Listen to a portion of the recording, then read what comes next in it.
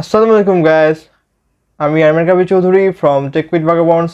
আশা করি আপনারা সবাই ভালো আছেন এবং সুস্থ আছেন। আমি অনেকদিন পর এসে গিয়েছি একটি নতুন রিভিউ অ্যান্ড আনবক্সিং ভিডিও নিয়ে।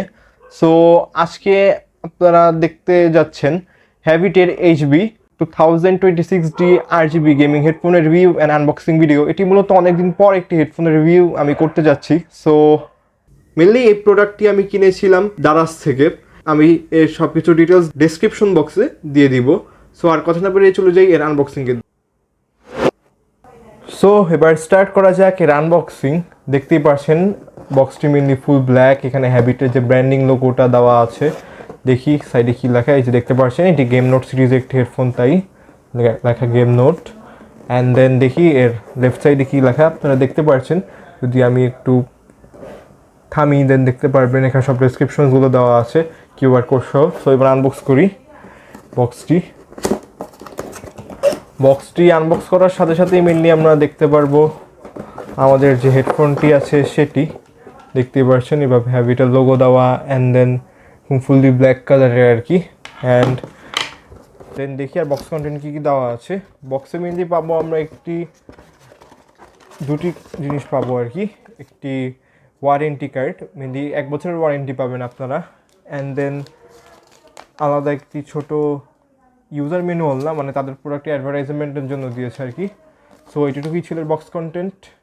এবার আসা যাক এই বিল কোয়ালিটির ব্যাপারে। আপনারা দেখতেই পারছেন আমাদের হেডফোনটা মেনলি যে প্লাস্টিক বিল্ডের, এখানে দেখতেই পারছেন এরকম হ্যাবিটের যে ইগলের আইয়ের একটি লোগো দেওয়া। অ্যান্ড দেন দেখতে পাচ্ছেন মাইক্রোফোনটি এভাবে দেওয়া হয়েছে আর কি।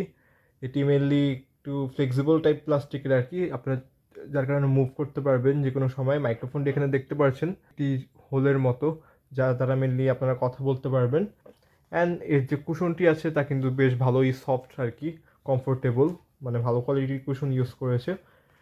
অ্যান্ড দেন এর আপার সাইডে আমরা দেখতে পাচ্ছি যে প্রোটেকশনটি দেওয়া হয়েছে ফুললি মেটাল বিল্ড আর কি, মানে খুব হেভি প্রোটেকশন। অ্যান্ড এখানে দেখতে পাচ্ছেন একটি কুশন টাইপ প্যাড, যার কারণে এটি আপনাদেরকে এক্সট্রা কমফোর্টেবল ফিল দিবে।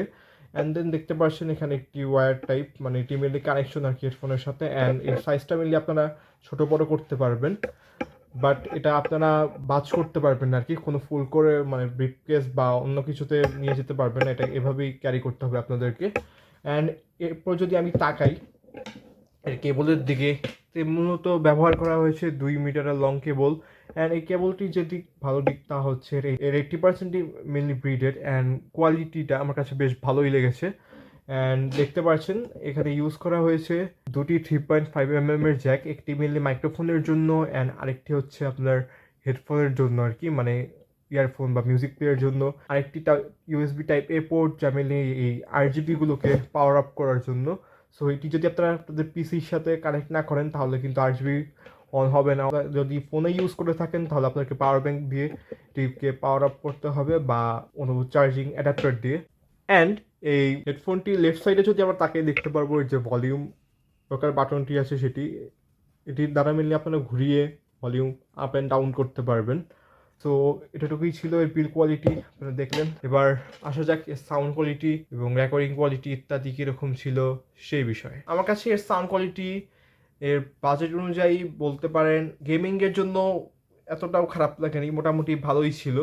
বাট মিউজিক প্লেয়ের জন্য আই থিঙ্ক আমার কাছে মনে হয় সেটি এভারেজ লেভেলের ছিল আর কি। যদি ফার্স্টে আমি এর মিউজিক প্লেয়ের কথা বলি, মানে মিউজিক সাউন্ডের কথা বলি, দেন আমার কাছে বেসটা মিডিয়াম লেভেলের মনে হয়েছে আর কি, এতটাও পাঞ্জি ছিল না। বাট এর ভোকালটা খুব ক্লিয়ার ছিল। আপনারা যারা mainly vocal type song and then podcast শুনতে চান, অবভিয়াসলি হেডফোনটা নিতে পারেন, তাতে কোনো সেরকম কোনো প্রবলেম হবে না। বাট আপনারা যারা একটু হিপ হপ সং লাইক তারপর পপ সং ইত্যাদি এগুলো শুনে থাকেন অথবা মেটাল সং, দেন হয়তো বা আপনারা একটু প্রবলেম ফেস করতে পারেন, কারণ আপনার কাছে এই সাউন্ডটা অনেক ক্ষেত্রে ভালো নাও লাগতে পারে।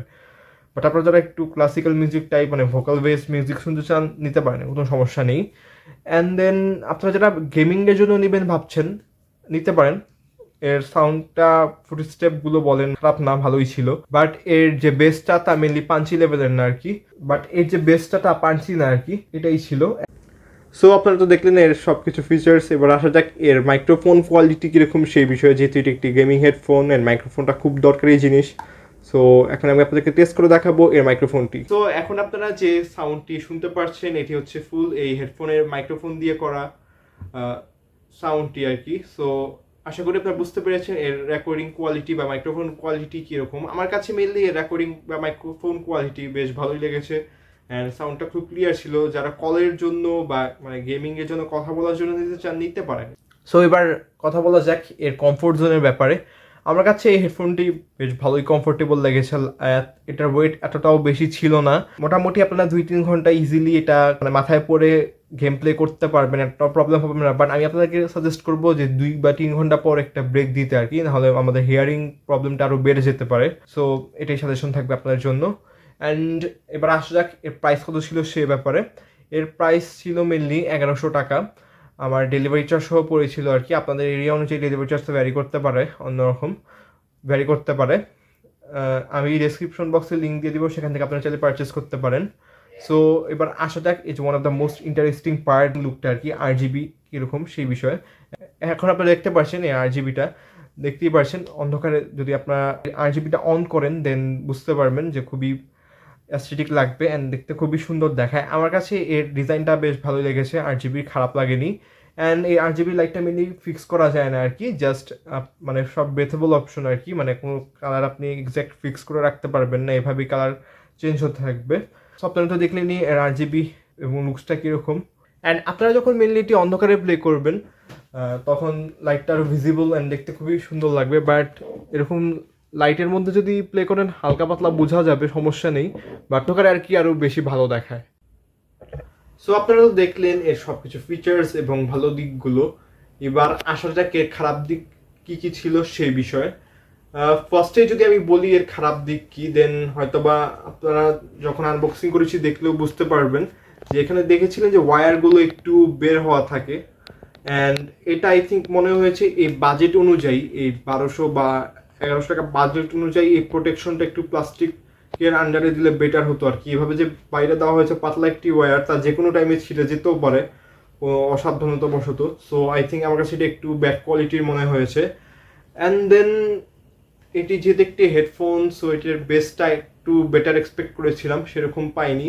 বাদ বাকি সব কিছু আমার কাছে এই হেডফোনের ভালো লেগেছে। অ্যান্ড কমফোর্ট জোন ভালোই ছিল, খারাপ না বলতে গেলে। ডিউরেবিলিটি বেশ ভালোই ছিল মেনলি আমার কাছে যা খারাপ লেগেছে এই হেডফোনটির। সো আজকে ভিডিও এতটুকুই। ভিডিওটি ভালো লেগে থাকলে ভিডিওতে লাইক দিবেন এবং কমেন্ট করে জানাবেন ভিডিওটি কেমন লেগেছে এবং নেক্সটে কোন গ্যাজেট আইটেম নিয়ে আপনারা ভিডিও চান তা অবশ্যই আমাদেরকে জানাবেন এবং আমাদের চ্যানেলকে সাবস্ক্রাইব করবেন। আসসালামু আলাইকুম, আল্লাহ হাফেজ।